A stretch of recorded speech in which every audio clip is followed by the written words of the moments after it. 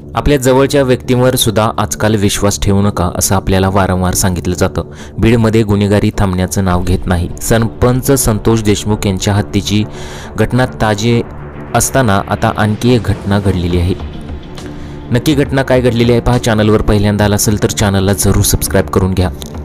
ज्ञानेश्वर इंगळे असं पीडित माजी सरपंचाचे नाव असून दत्ता तांदळे असं आरोपीचे नाव आहे। पोलिसांनी दिलेल्या माहितीनुसार ज्ञानेश्वर इंगळे व दत्ता तांदळे हे दोघे मसाल्याच्या व्यवसायात भागीदार आहेत।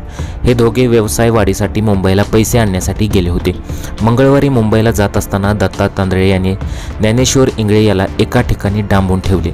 इंगळे यांच्या जवळ असलेली 1 लाख रुपयांची रक्कम त्याने लुटली। एवढेच नाही तर इंगळे यांना जबरदस्त मारहाण केली।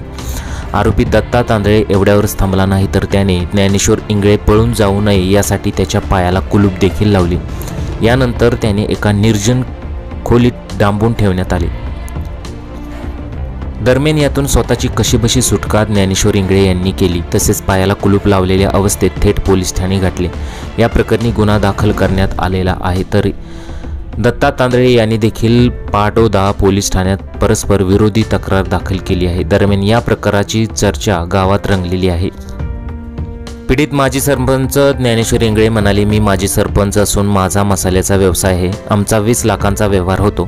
मी केजच्या कळंब चौकातून मुंबईला जात असताना माझं अपहरण करण्यात आलं। यावेळी माझ्याकडे 2 लाख रुपये होते। अपहरण करणाऱ्यांनी माझ्याकडून पैसे लुटले। माझा मोबाईल देखील त्यांनी काढून घेतला।